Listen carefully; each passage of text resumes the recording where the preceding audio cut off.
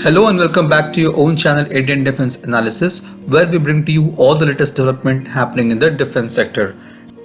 In today's video, we are going to discuss about two important news. The first news is about the wind tunnel test of TEDBF, and second news is about the launch of GISAT-1 satellite, which was delayed, and we have made detailed video on it. The link for the same can be found in I button and description section. The work on India's twin-engine deck-based fighter TEDBF seems to be on track, and soon we could see the wind tunnel test of the fighter jet.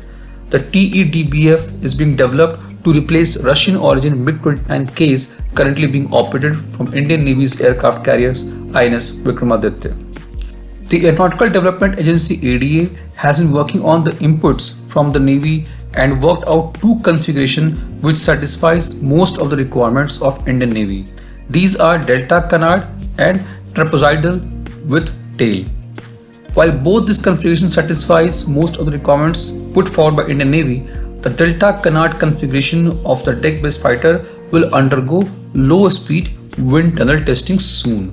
To understand the significance of wind tunnel test, let me tell you briefly about the designing of fighter jets. First, the conceptual design of the aircraft is virtually tested using high-performance computers.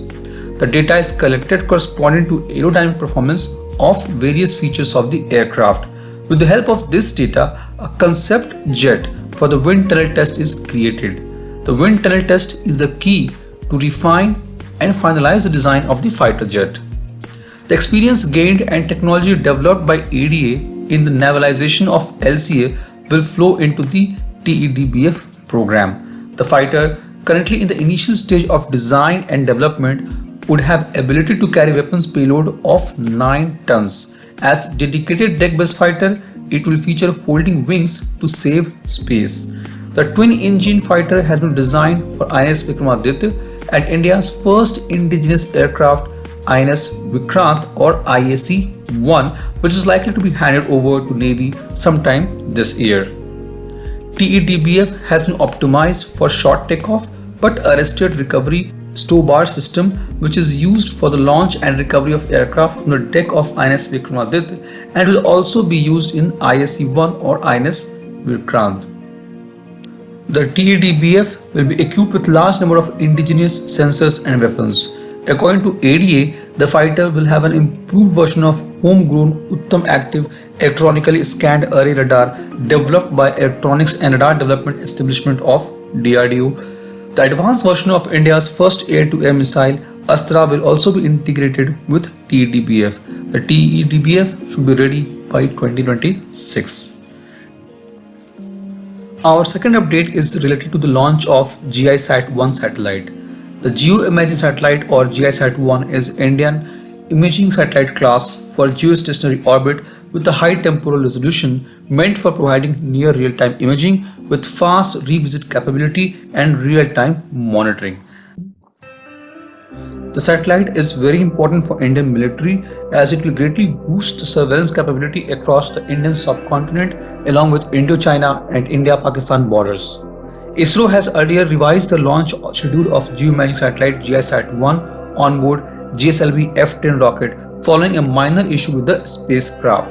The satellite has some voltage fluctuation issue which was delaying the launch. Scientists are working on fixing the glitch and will reassemble the vehicle and test again. As per ISRO Chief K. Sivam, the launch will be likely to happen in the mid of May. The satellite will provide the real-time high-resolution images of India's land masses, and it will cover the whole of the land mass of India as well as Indian Ocean.